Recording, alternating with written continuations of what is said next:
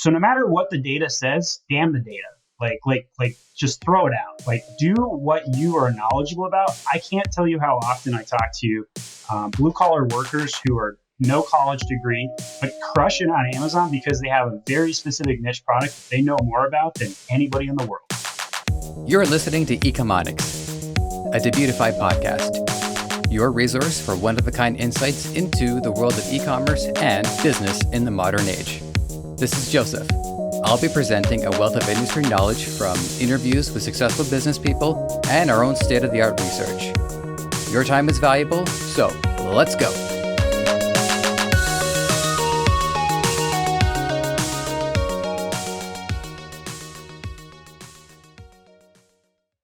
Our guest today is here to help put yet another piece of the e-com puzzle together, and a massive piece at that, which is the market potential of Amazon.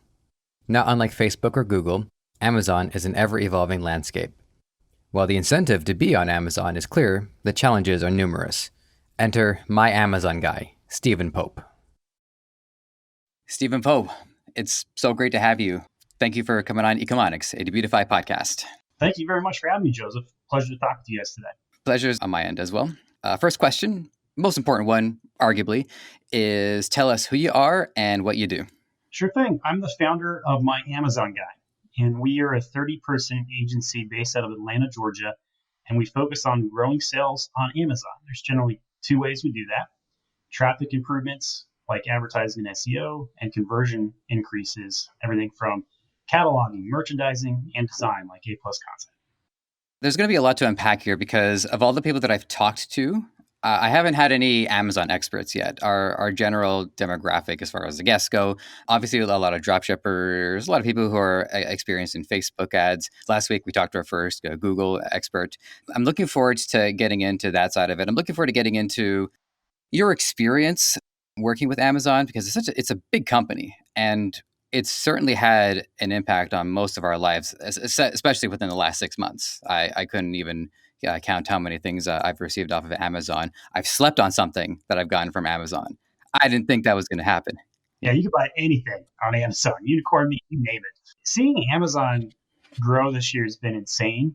I mean, like my phone's ringing off the hook for demand, right? Like I just redesigned my site because we have so many people coming in that want to either A, grow sales or B, solve a problem, right? So if you go to myamazonguy.com right now, you go on the left, it's like, I want to grow sales. Okay, what do you want to do to grow yourself? You want to focus on your advertising, your design, your SEO, whatever. Or on the right-hand side, problem. And the reason why I recently made that change is because the amount of problems on Amazon's platform right now is out of control. And so the complexities to sell on Amazon are at all-time extreme highs. On the flip side, it's never been a better time to sell on Amazon because sales are through the roof, just like you kind of let in with. Mm-hmm. But I like to engage authentically with people before they jump into this Amazon world to set expectations. There is by no stretch passive income on Amazon, right? Like no stretch. So a lot of the dropshipper communities are like, oh, I just connect some data and then all of a sudden, the orders come in and I'm in the process of selling data instead of selling goods, right? And I don't mean to undersell that model by any stretch, but when you connect the dots into Amazon, the world gets increasingly more complex. Data management plus catalog management plus inventory syncing and FBA and advertising and other people's catalogs also intersecting with all of your own data. So we've seen a big change this year on what's happening. It's, PPC costs are up. Amazon's locking down listings more. They're yanking more listings. The laundry list is very extensive. So a lot to unpack there for sure. Right. Now, what I can see from Amazon's point of view is why they would have a lot of restrictions and why they would take a lot of these actions. And mind you, I'm coming from the perspective of a customer here because that's the only tangible experience that I have with Amazon up to this point. And Amazon caters to customers, right? So sure. From that mentality. Right. And so they have spearheaded their own fulfillment process. They've got warehouses. They've got their own delivery infrastructure. And just from the tidbits of news that I pick up over time, they're definitely looking to go after even the other delivery companies. A company like FedEx, for instance, needs to watch out. They stopped integrating with FedEx this year. Big development. Yeah. So I'm just trying to think of what's the best way to approach this. And I guess we should go with, for our audience, not everybody has taken the plunge yet into e-commerce at all. Quite a lot of people are trying to figure out what are their best options for entry. Some people might just want to drop ship on Facebook. We're going to have a lot of people who are going to go that route. I myself strongly considering that. So for someone, let's just say they're rather green, I can see the advantages to going to Amazon because they have their own fulfillment process, but I can also see why Amazon is being very protective. So why would someone be motivated to get themselves involved in Amazon in the first place? So it's half the economy for one. And Yeah, that checks out. if you're not on Amazon, quite frankly, you're irrelevant, right? And I may ruffle a few feathers with that comment. But really, if you're not selling on Amazon, you're missing out on the largest marketplace in the North American continent. There's increasingly kind of a methodology I would describe as like Amazon has killed brands, right? Like if I were to ask you, you mentioned you bought something on Amazon to sleep on recently, right? Hmm. What was the name of that brand? I have no idea. I do exactly. As soon as you're like, oh no, I can't remember that. And, Yeah. and then follow up question, which by now is moot, but what was the name of the seller you bought it from? Yeah, like 0 out of 100 people are going to get that. So because Amazon, in the historical sense, has killed brands, with exceptions to household names like luxury brands like Apple, etc., right? But 95% of what we buy are not that description. So if you consider that Amazon has killed brands and it also has commoditized items, lowered their prices, and then made them super fast to ship, that's like the history. And now if you say, okay, if that's the history, where is it going? Right? I predict that we're going to see American made, North American made products just really kick off here very shortly and a bigger push for higher quality. There's a guy who wrote a book called I Effing Love That Company. That's literally the name of the book. Hmm. And it was written by the CEO of American Giant, which basically sells the Mercedes Benz version of a hoodie. And after I read that book, I bought two myself. They are freaking great hoodies. And nonetheless, his prediction is that we're going to see those two very things happen: higher quality, American made. And I think I read that book 7 years ago. It's even increasingly more truer now, right? It's taken longer than I thought it would to make that transition to. Hmm. So there's some history there that I can recall. So, and this goes back quite a ways. So essentially, World War II devastates Europe. Europe loses its manufacturing power. The United States, largely untouched from the devastation of the war, they have a head start with manufacturing. So they're able to really resupply Europe and help them rebuild. So over time, through a mixture of bureaucracy as well as companies just looking for how it's the best, most efficient bottom line, manufacturing moves over. Japan was strong for a while, and now manufacturing moved over into China. And now Vietnam's kind of next. Well, I was reading that India would also be one of the next major players, and that they're looking to set up major manufacturing plants. Now, I mean, there's the pride in ordering something from American made. Even I would prefer an American made product over a product that came from China. It's not that I doubt the craftsmanship of Chinese people, far from it, but I am well aware of the ethics. Yeah, culturally speaking, if you order something out of China, they're doing everything they can to penny pinch and Yeah. bring down operations costs at all costs, right? So like I've spoken to so many Amazon sellers where like their manufacturer penny pinch something that saved like literally a penny and a half per item that cost the company hundreds of thousands of dollars in problems. And they didn't tell the seller, right? So like that sort of thing happens every single time. Whereas in the States that might happen on occasion, but it's like, you'd call those guys up and show up, right? But like Mhm. I'm pretty confident we're going to see a surge in the manufacturing, not only because of the American pride or the quality, but also just from the supply chain angle, right? So like obviously COVID's really crushed the supply chain. I think the phrase just in time supply chain management is dead. Right now, some might articulate, okay, it's just sleeping, but I honestly think it's dead. If you don't have a year supply of inventory right now, then you're going to be disrupted inevitably, whether it's a wildfire on the West Coast, whether it's COVID 2.0, whatever it might be, black swan event, it's going to happen. Black swan event being highly improbable, highly unpredictable, and highly impactful things. There's a book written called The Black Swan, highly recommend that. And indicts the bell curve and basically says you got to solve for the things that are intangible in that sense. So that's kind of where I think it's going. And I think I wouldn't put all my eggs in the basket of Amazon by any Mhm. stretch, right? Like I also advocate people have a Shopify site when they're an Amazon seller. And I also advocate selling on Walmart and eBay and Etsy and you name it. Diversify your portfolio, no questions about it. Control your own destiny when you can. And then also, to use a hockey metaphor, since you're Canadian, be where the puck is going, not where it is currently.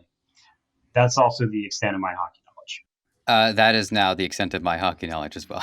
knowledge. Go Maple Leafs. I don't even know. They're the team that we love to hate. Yeah, Toronto. My view of Toronto is that people get good in Toronto and then they go somewhere else.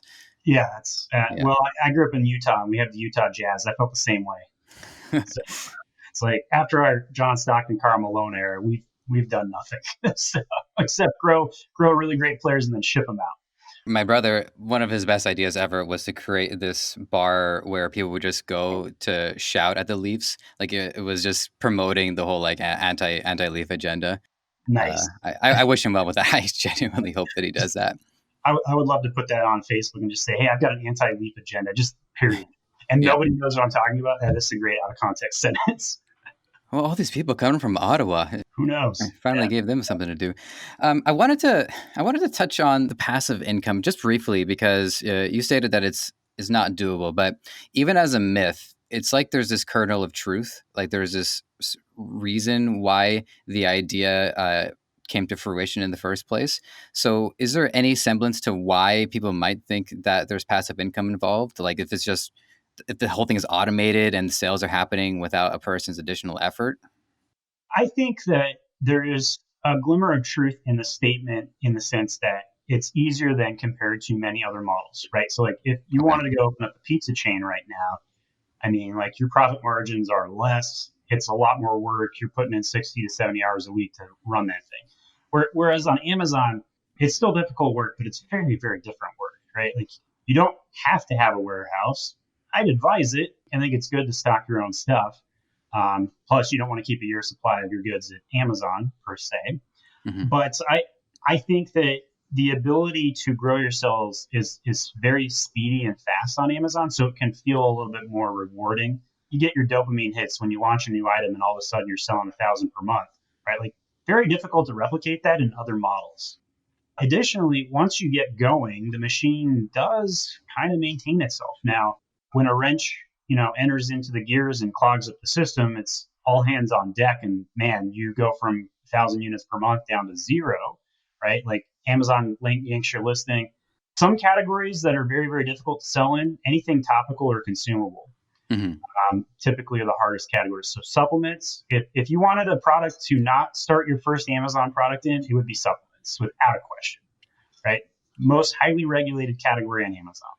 Also, all of the dirty players, they're in supplements. The Chinese are in supplements, and they will do anything they can to put food on the table. So we've also increasingly seen a lot of direct to consumer from Chinese directly to the United States customers. I actually bought my first item off TikTok the other day. That was a mistake, by the way. I didn't know Not, TikTok was. I uninstalled TikTok. The temptation was just too much for me. so yeah, there's a lot we could talk about there. But in any case, it shipped. It was a terrible item. It didn't have all the parts it said it was going to have. It wasn't even in English, or it was in Chinesium. You get the idea. Terrible, terrible item. And it was the item I had bought was like a star kit, so you could put it in the. I've got 3 kids under 5, and I wanted to put some stars in their room in the dark with a lighting kit, and it didn't even have light. So I'm just like come on. So yeah, I don't even know what we were talking about. We went from Maple Leafs to Chinesium, so help me out. Oh, no worries, no worries. I'm happy to just listen and take this in. I mean, one insight right there is I really legitimately didn't realize that people were selling things on TikTok. Not that I'm surprised. Got to You know, monetize it eventually, right? So yeah, exactly, exactly. I have some questions about Amazon because this is a rare opportunity for me to get someone with your level of expertise. One thing I'm trying to wrap my brain around is in the long term, what will be the limits of what Amazon is capable of? And so they seem to be working on what I know as the locked in business model, where they are trying to disincentivize people from using other services. So you sign up for Amazon Prime, they provide content. And from what I hear, The Boys is pretty good. They have web storage, they have AWS. So my question is in two parts. Can you give our audience like a sense of Amazon's full scope, just in case I missed anything? And then as a predictive question, how much do you see Amazon continuing to have an impact in people's day-to-day lives? So not only is Amazon half the economy, and every service you mentioned, we could even add like another 4 or 5 services from like Twitch and video games and music and whatever else. But from a seller standpoint, what it allows you to do is launch a digital product, a physical product digitally rather, and catalog it, and then for you to drive traffic as much as you possibly can within the ecosystem and start selling a lot of it very quickly. And then once you're ranked in the system, you perpetually continue that sales velocity. So like it's very different than on a Shopify site. You turn on your Google ads, right? And the moment you turn Google ads off, 80% of your sales could just like evaporate overnight. Whereas on Amazon, you turn off your PPC and your sales would take a hit like they would any platform ever, but it's significantly less because the momentum that you get off PPC, every sale you get off PPC generates 3 organic sales over time. And that ratio is very hard to replicate anywhere else. So yeah, there's a lot of different things within the Amazon ecosystem. If we were just to talk about Amazon ads briefly, there is like 7 ad segmentations, and I bet you most consumers / sellers probably know about 3 of them, right? So there's a lot more places to buy traffic on Amazon than there ever has been. Video ads are the hottest thing right now. If you are selling on Amazon and don't have video ads up, you are missing out on the greatest opportunity ever. Just the other day, they launched display ads with text in them. So a lot of automation and robot marketing and bid changes are occurring in the ecosystem.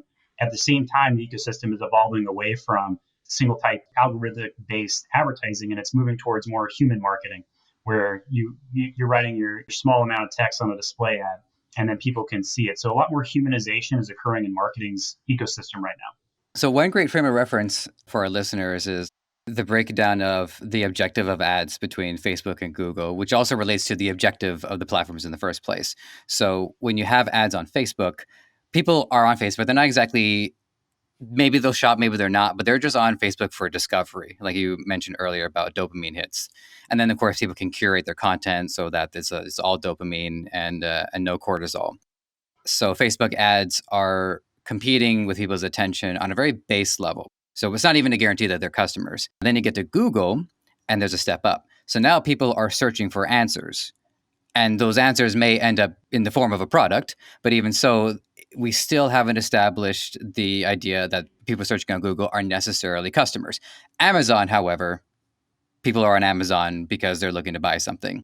So in relating to advertisements, it seems to cut to the chase a lot more, but it also seems like it's a lot more competitive. So what are people doing to have an edge in terms of Amazon ads? So it's interesting you mentioned like that consumer journey. So Amazon passed Google last year as the starting place for people when they're starting a product search, right? So like Google Shopping used to be king, and you used to have to tailor focus on Google SEO to get e-commerce sales, and that's no longer the case. It's Amazon now. So there's a lot of different things you can do to improve your advertising traction. Very common best practices like having a brand store can affect your Google SEO. Let's say Amazon's only 10% of your sales. Should you still have an Amazon brand storefront? The answer is without a doubt, yes.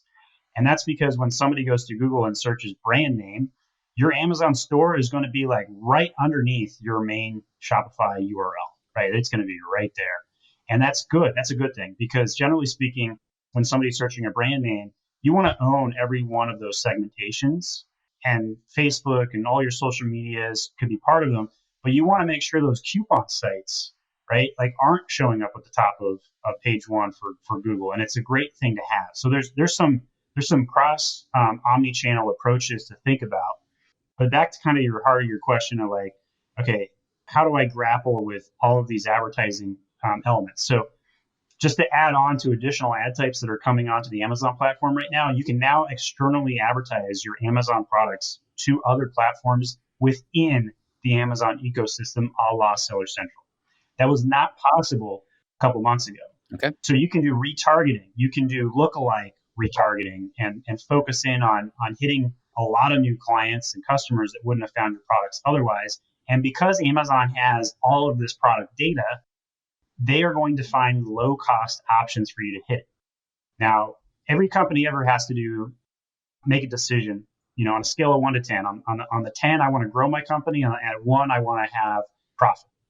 And every company ever has to decide, like, where's the friction between these two elements going to occur?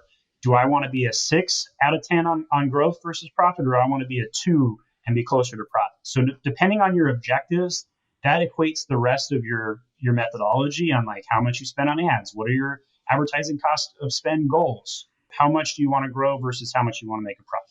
And based on that, you can iterate and decide, okay, here's your course of action. Okay, I want to do these 15 things to grow my traffic and profit accordingly.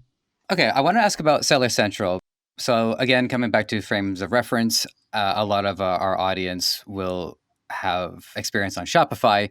And so through Shopify, they'll have access to a lot of applications and add-ons and plugins that they can use to then translate into a better functioning front end. So Amazon, of course, is taking care of a lot of that. It's their baby, it's their company. So within Seller Central, what tools do we have to work with to make our way into the Amazon River? That was a complete accident relating to the river. So I don't know what the river reference is, but I'll roll with it. So river of traffic. Okay. The river of traffic, yeah. Within Seller Central, and it's interesting, with the major Shopify tie-in here, obviously Shopify and Amazon are quite married to each other, right? Like they were the first integration into Amazon, like literally first, beating out all the other e-commerce platforms. So that's a good thing for your audience because it's easier to launch your items within Shopify on Amazon versus any other platform ever. So that's good to know. Additionally, Amazon's launching its own third-party tool application system. And I don't spend a lot of time there personally because, quite frankly, most of those integrations are becoming less important. And that's a good thing. And that's because Amazon is like, letting all these IT experts go build a tool. And then they're like, cool, that's being used by 50% of our sellers. We should probably just integrate that right into Seller Central. And that's exactly what they do.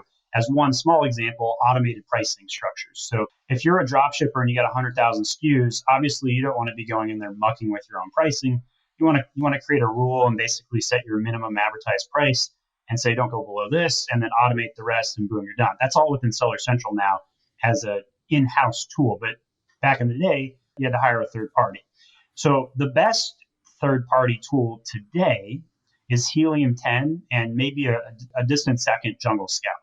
I'm a big Helium 10 proponent. They have the most raised capital in the space. They have the best developers and, quite frankly, some of the best content and expertise. Their tool is dominating everything that I touch. So like I'm in Helium 10 3 hours a day. That's how much I use that tool. And it's because they have the best keyword research and they have, their keyword tool is so powerful and a lot of other tools are catching up. Don't get me wrong.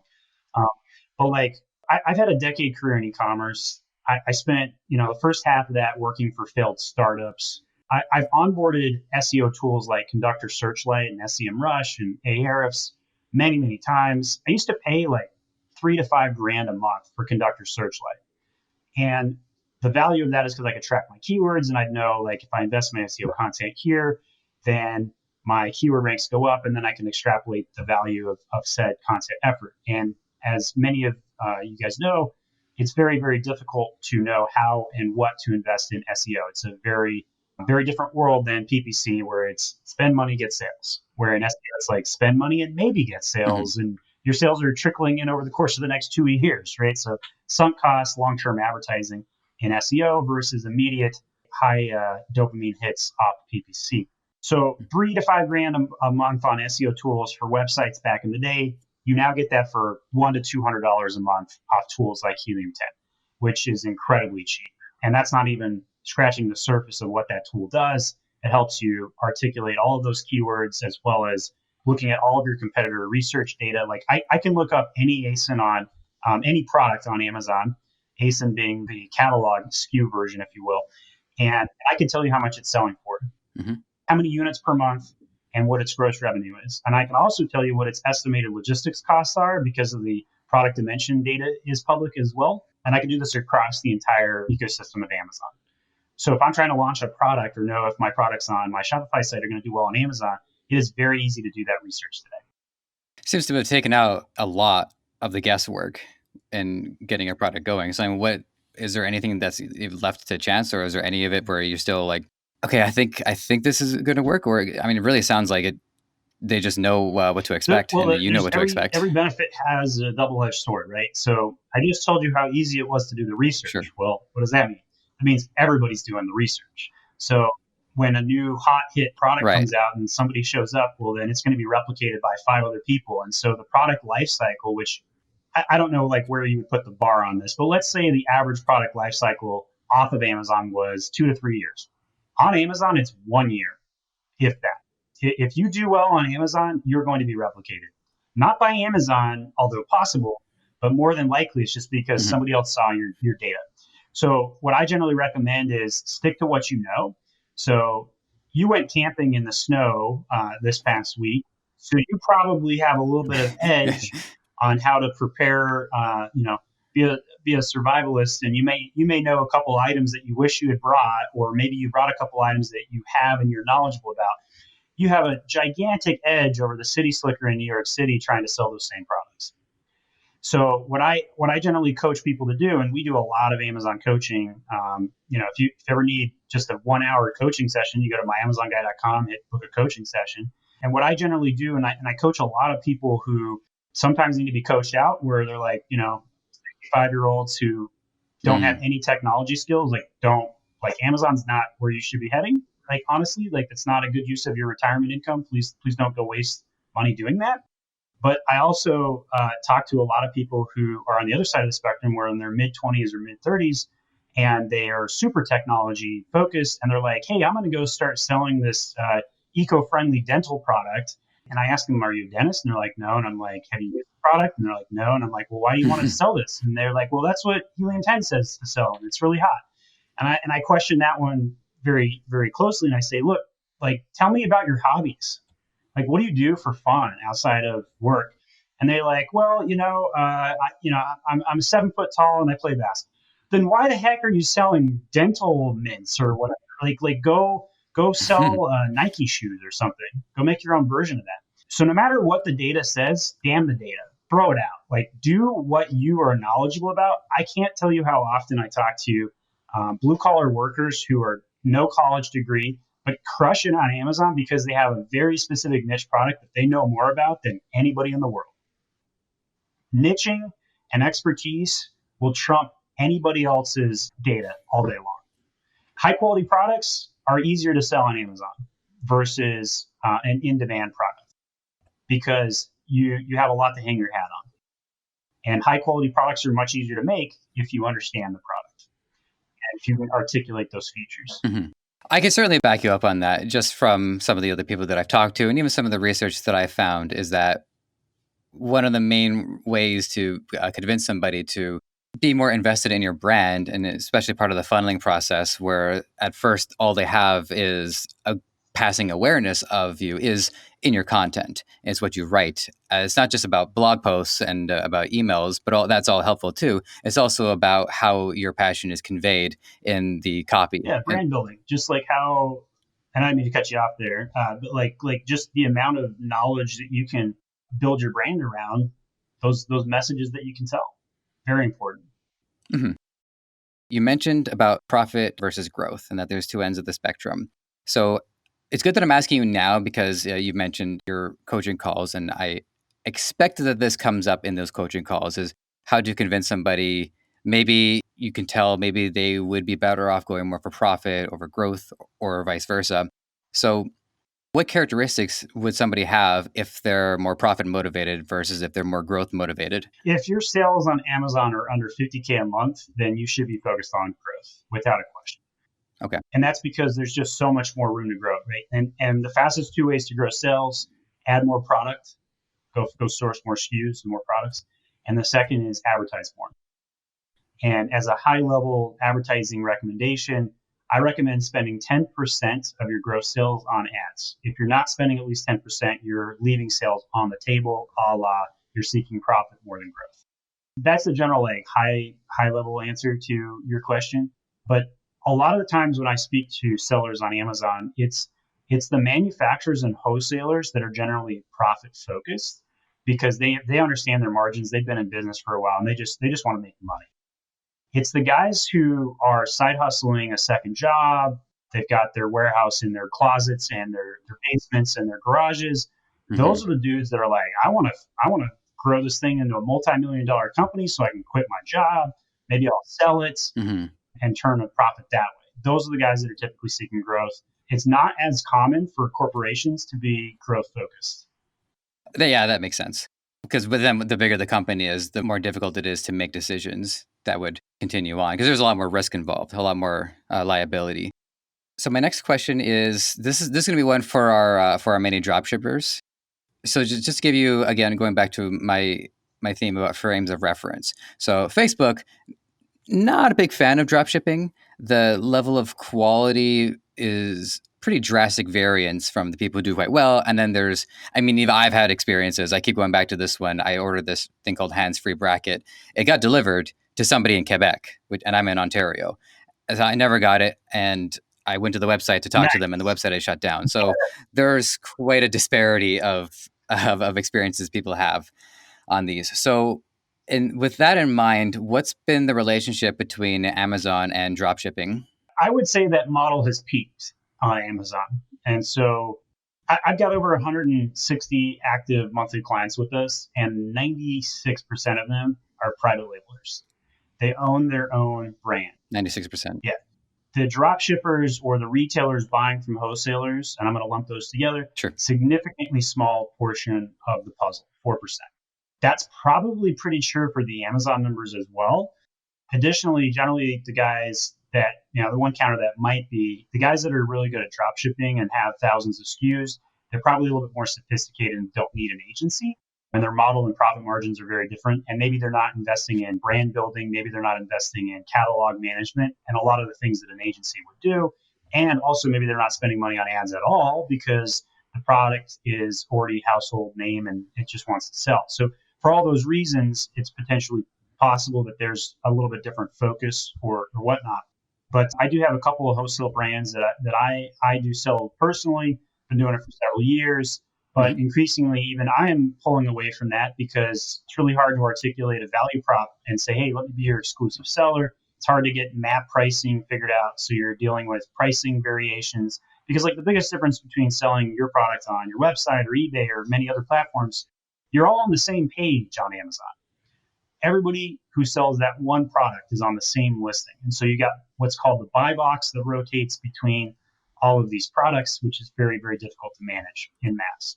So it's a complex ecosystem for drop shippers, but tying back into your Facebook comment, right? Like where you had that bad experience. So Facebook is where Amazon was 10 years ago, maybe even more preliminary than that. And Amazon has since kicked off all those bad actors. And the same thing will happen on Facebook, but it'll probably take like another 2 years. I've also wondered why Walmart hasn't caught up to Amazon yet. And they bought Jet and they couldn't integrate it. I don't know. But man, people are not shopping on Walmart proportionally, not online anyway. Yeah, this is great because this is very, very close to a question that I wanted to ask you.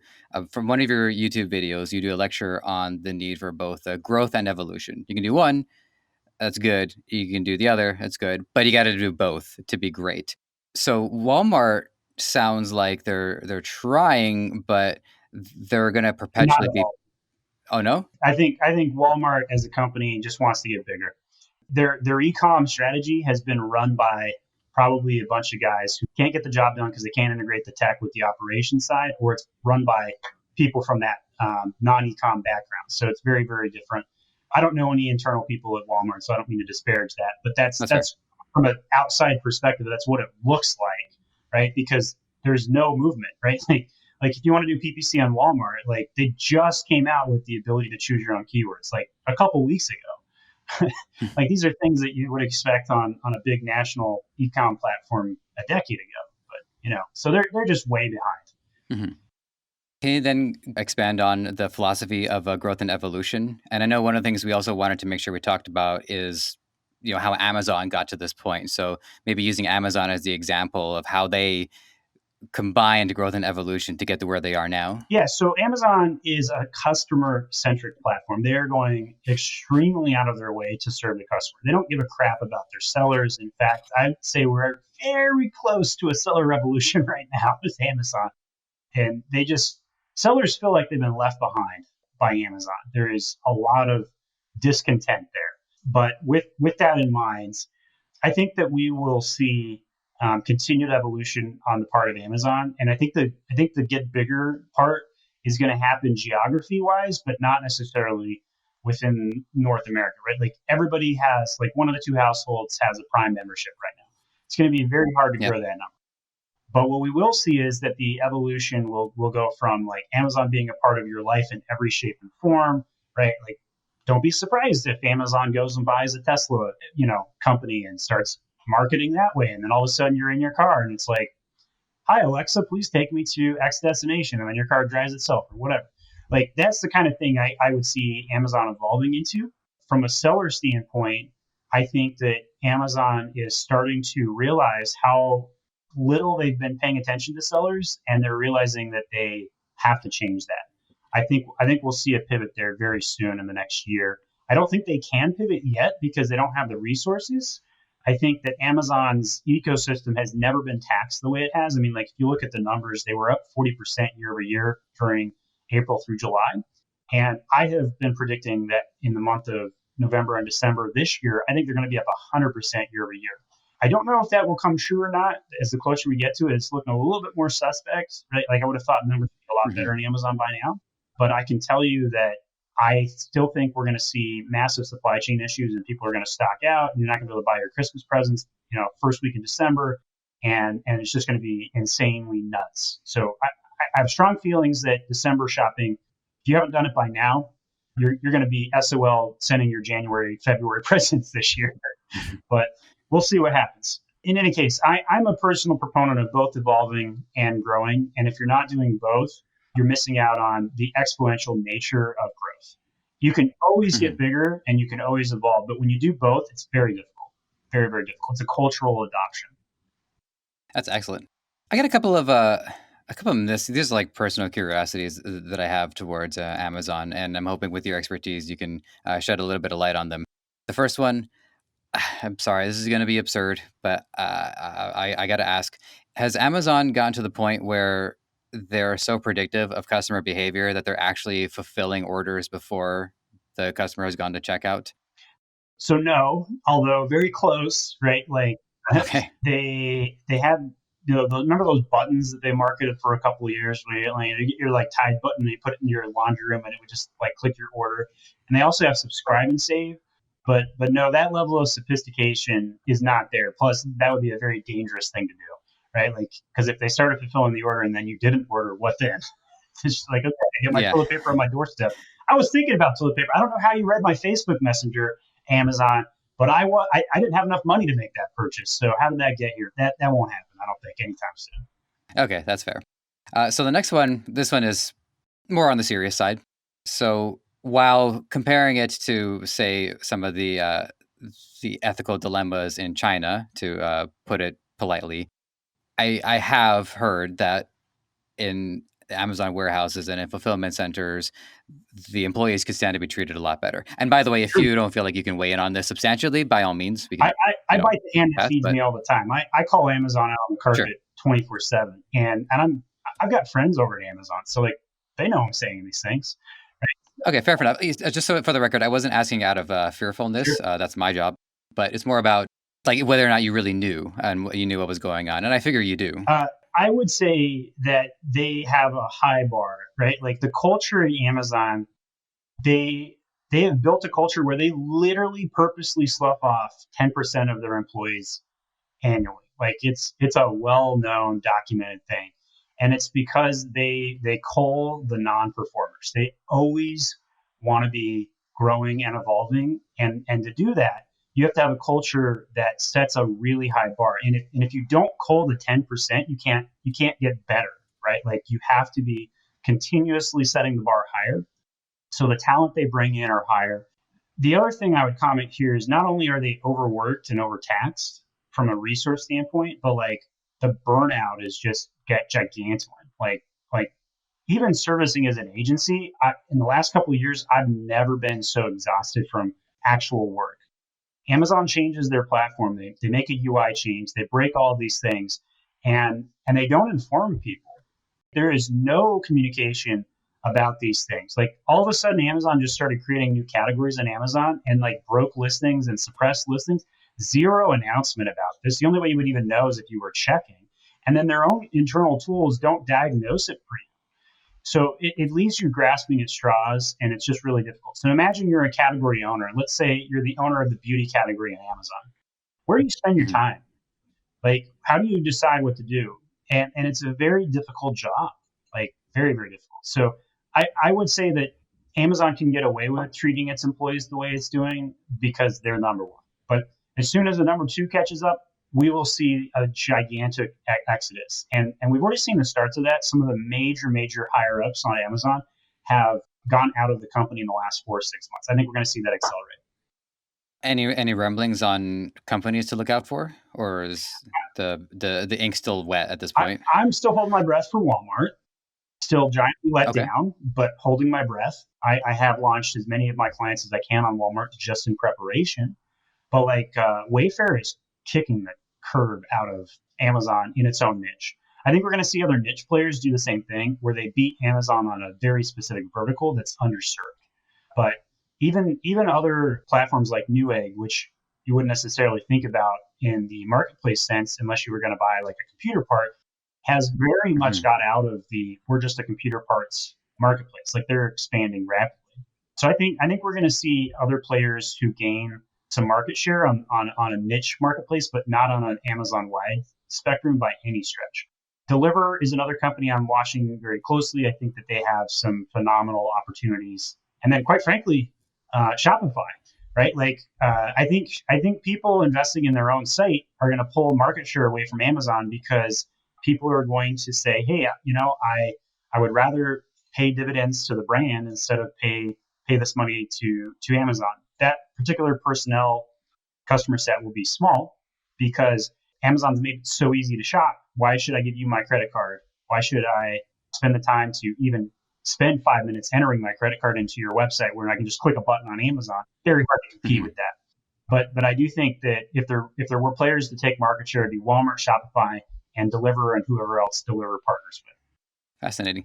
So I mean, this is a philosophy that I've always held on to because I come from a performance background, and so I'm sure most of our listeners will at least have heard of somebody like Dane Cook in passing, a fairly popular comedian. Not so much now, but when internet videos were starting to make the rounds, he was I know why you would go with yeah, I get it. yeah, and also when I don't feel like bringing him up, I'll just say McDonald's. But in both these cases, what you have He's got a are good point. large scale I like McDonald's burgers, and I say some of his bits have been entertaining. Yeah, I don't have a problem with either of them, but there are limits to people investing. Maybe they'll think that a McDonald's burger is the most delicious burger, and they'll never become fans of anything beyond that. Me, I'm a bit of a burger fan. Like I'm a fan of like Holy Chucks and Burger Sprees and all those guys. Same thing with Dane Cook. Like they might be a comedy fan to the extent that they like Dane Cook, but they might never get into comedians that have a little bit more, I guess, nuance to their craft. So I think Amazon is in that same position where everybody wants to shop online will just think Amazon because it's like you said, it's half the economy. So how can we condition people, assuming it's necessary, to look beyond those points? And I think this would be a good time, by the way, to bring in your wine glass business as well, because your Momster. So you have that on, and it has a presence on Amazon, but it also has its own website where you're providing content. So there are some answers, but by all means, take it away. So I would say Gary Vee probably has the best answer on this question, and that is go where it works. Like his philosophy of, hey, I think LinkedIn ads are underserved right now, or I think Twitter ads are underserved. So what's underserved right now is physical mailers. And if you wanted to grow your website or your other platform outside of Amazon, and you are sending postcards or you're sending catalogs, you are way better off using an advertising vertical that is less tapped, that has a lower cost, and you can make more of an impact. and physical mailers right now are extremely undertapped and still quite affordable, right? Because if you think about it, if you go on Google Ads, your bids could be anywhere from $1 to $5 a click, depending on how competitive your category is. And you can even do a mailer for less than $1. So if your CTR rates or your open rates in your physical mailers was equivalent to your digital, it may actually be more economical to ship out a catalog or ship out a postcard. So that's what I would do. I would just funnel wherever the cheapest way to build a brand would be. Pinterest ads right now are kind of questionable. I'm not sure, but I think that there's an opportunity there. So I'm invested in Pinterest ads for my Monster brand, and Monster is Momstir if you're curious and listening to this. So somebody that might stir it up in the kitchen, and it might be a mom. So funny wine glasses. So I happen to sell the number one funny wine glass on Amazon. And I don't think I have a lot of brand loyalty, but I do think I have a lot of happy customers. So that's a weird problem to have. So how do I convert happy customers into loyal brand followers? Not an easy question to answer. And Amazon has taken away a lot of tools to make that happen. Like, it's pretty much banned to sell communication to your buyers. You still can technically, but the amount of rules and hurdles you have to follow is gigantic. You cannot put anything to push people to your site. If you have an imprint mailer attached to your product selling on Amazon that takes them to the site, you're going to get in trouble. They're going to ban you, right? So there's all these rules and regulations that Amazon puts in the way from you building your own brand because they want to own the customer. So it makes your job very difficult, which is why I would say if you're going to try and grow your Shopify business today, then I would not focus on your Amazon customers. I would send out mailers. Huh. I even remember when I got that mattress, there were inserts and there was mention of their website and their brand. And so are you doing anything along those lines? Anything so when people receive the product that they have the potential to then make their way to your website instead? It's a really scary area to be in right now. I think Amazon's going to crack down on this. About a month ago, they had the CNBC story about fake reviews. The next time we see CNBC talk about product inserts, that's when we're going to see the ban go down. It's going to happen. And so millions of potential products could be suspended in the next 6 months because how many people are breaking rules on this one right now. And I'm surprised Amazon hasn't signaled a little bit more on this one to give people a chance to stop giving away a mailer with a free product and review follow-up, but it's being abused right now gigantically. So we'll see what happens, but I would, as an agency standpoint, we are focused on things that we know are going to work 2 years from now and not focus on things that work right now. We want to have monthly engagements with people long term. And so if you want quick hits or hacks, you're going to probably have to pick up a third-party tool and then use and abuse it until it stops working, and then it will stop working, I guarantee you. I'm hearing this for the first time, and I will say, I guess I definitely understand Amazon's logic. They're putting in the resources for the infrastructure. They want to use that infrastructure to deliver the product. So I get that, but I couldn't think of a compromise in some way for Amazon to then benefit from people going to external websites. I couldn't think of a way to make Amazon happy in that situation. Regulation from the government is the solution on this one. And by the way, I'm a free enterprise and capitalist, hardcore. But there is nothing that's going to prevent Amazon from monopolizing every asset of our lives unless the government steps in. Just bottom line. The funny thing about government is and by the way, from my perspective, my lawyer told me that I was libertarian, and if my lawyer thinks I'm libertarian, I'm going to go with it. I'm a libertarian too. Don't get me wrong. Nice. But knowing what I know about Amazon, I would be a little pro-regulation right now. Yeah. Fair enough. It's just that the difference between the power structure of a company like Amazon versus the power structure of a government is that there's no rule where Amazon has to fire its CEO every 4 years. Or actually, maybe you can correct me on that. Maybe there is a rule. But you understand, there's elections. People step out, people step in, there's transitions. And there's also checks and balances in place so that things happen very slowly and very gradually. With these major companies, it's the fundamentals of capitalism. It's built for growth, and so it's just going to keep on growing. So, yeah, I don't know how the government is going to even have the power to regulate them, considering how much money Amazon has for lobbying. Yeah, I don't have the answer either. I just know it's inevitable. We're going to see it go head to head. There's no question. AT&T got broken up for doing way less, right? And Microsoft's also at high risk. And I read an article the other day about that. But yeah, it's bound to happen at some point because otherwise Amazon's going to become a government. Like they're getting that big. So who knows? There's quite a few paths the future can hold. One of them is we end up just getting rid of government and just the world is run by corporations. Now the internal anarchist is coming out. There you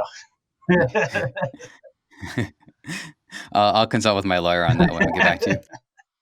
We're pretty close to wrap up. I had a couple of curiosities just to end this on a less anarchistic note. So one of the things that I appreciate about what you're doing is that you have a pretty cohesive brand. You have the My Amazon guy, my Etsy guy, my Walmart guy, my eBay guy. And I'm my Shopify guy. What was the genesis for the My Guy brand? How did you get to that point? All right, so I'm in the laundry room with the wife, and I had just gotten laid off from a job. Used to work for Lights Online, selling lighting kits. Was the marketplace director. Was eating, sleeping, and drinking Amazon and marketplace. And I've been doing side hustle consulting for 3 or 4 years. And I was like, you know what? I'm tired of making other people millions of dollars. I want to do it for myself. And so we were talking in the laundry room, and it's like, well, how we need a company name. And the wife, she says to me, well, how do people normally introduce you? And I'm like, I don't know. They just say, hey, talk to my Amazon guy. And then we both looked at each other and we're like, that was it. It was really that easy. I've also gone out of my way to like create really cool brand names like Momster, which I think is a fantastic brand name. My wife hates it though.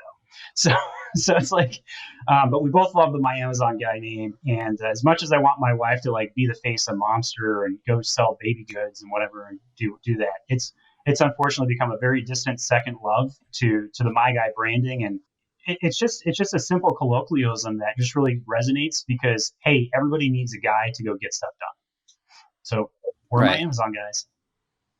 Right on. Actually, one thing touching on Momster one last time before we go is your overall objectives with Momster.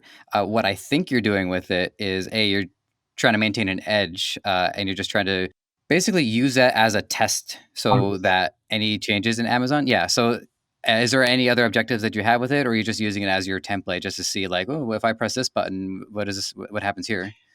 So there was a point in time when 100 of my listings on Momster got suppressed this year, and I spent 8 hours trying to figure out why. Well, it turns out you can't have the word gift in your title anymore on Amazon, or they will suppress your listings and nobody can find them. Well, that 8-hour investment that I did on a Friday night into the wee hours gave me a gigantic edge because the next week happened to 17 of my clients. And so that's exactly why I have my own brand. It's because I need to be able to test things in real world, make good decisions so that I can roll it out for my clients. So I'll never lose that edge as long as I'm selling. But I do personally have aspirations to create like a baby goods brand at some point. I'm unfortunately probably never going to execute those aspirations because 98% of my time is on the agency, and that's where all my growth has come from. There's a gold rush to sell on Amazon right now, and I'm the dude selling shovels. A lot of the clients I give a shovel to, they're going to find gold. Not all of them, but a lot of them. But I'm going to make a ton of money selling shovels, just like the guys did in the California Gold Rush, having their own shovel shop. So I'm very pleased with what I've built. I'm never going to sell my agency, and we are continuously growing because of the operation excellence that we put into place to grow people's sales. Awesome. One last thing that I'm curious about in terms of your journey, because I was going through your YouTube videos, I saw a clip of you in an airplane, and you used to be a reporter. So one of the questions I like to ask people is how any of their previous experience influenced what they do now. Just as an example, one of the guys I talked to earlier on, Paul Motley, he studied chemistry. And so he took his chemistry understanding and he would break things down into basic elements. And so he saw things kind of the way a chemist would.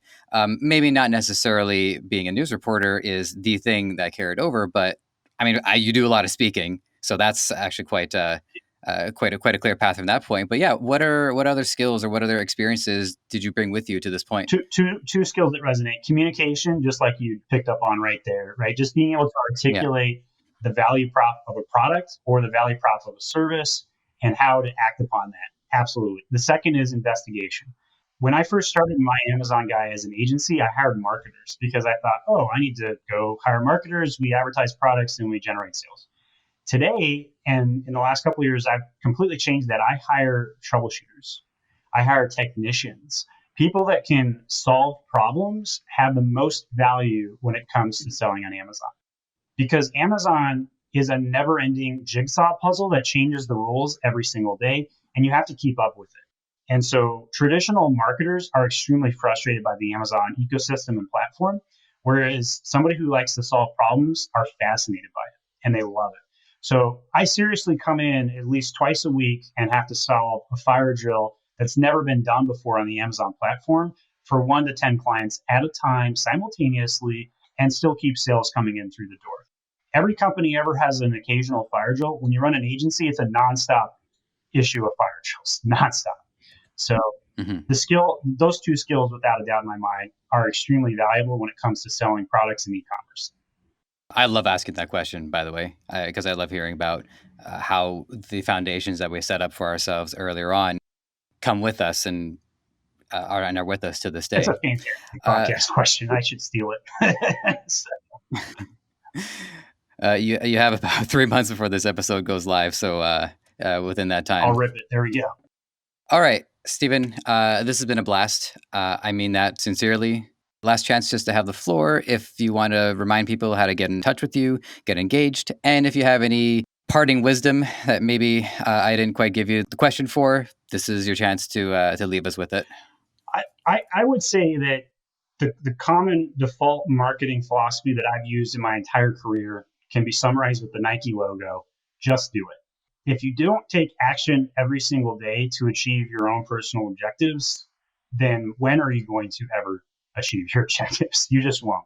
So if you want to get in touch with me, anybody who fills out a contact form at myamazonguy.com, I read every single one of those submissions and I respond as many times as I can. Even if you just have a quick question, you want to learn something about Amazon, stop by my YouTube channel, youtube.com/myamazonguy, or stop by my website, myamazonguy.com, and leave us with a question. We'd be happy to consult or give you point you in the right direction.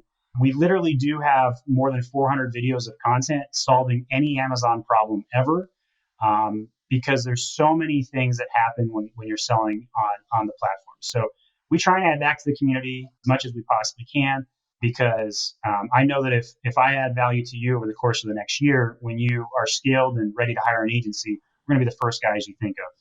So thanks very much for having me on your podcast. I thought this was a pleasure, and the questions you asked are super unique. And I bet the people that follow you stick that whole hour because it's great. That is one of my main goals. Is I definitely aim for uniqueness. I want you to have an experience unlike anything else. Well, yeah, I should just say thank you, and I should have just left it at that. One of the things that come from my perspective is that as I talk to people, there's this big picture of e-commerce. I'm seeing the ecosystem like a massive puzzle. And what you've done today is you've probably given me like a couple of pieces that I can add into this, because I haven't talked to anybody else about Amazon. And it's going to be interesting, the next Amazon person that I talk to down the line, now that I know if we have one booked just yet, but it's a big company. There's more than one person working on it. So I'm curious about when I get to that point as well, and how the next person is going to fit in to this big puzzle that I'm building in my head. So Stephen, thanks again. And we'll check in with you guys next week. I appreciate it, Joseph. Thanks so much.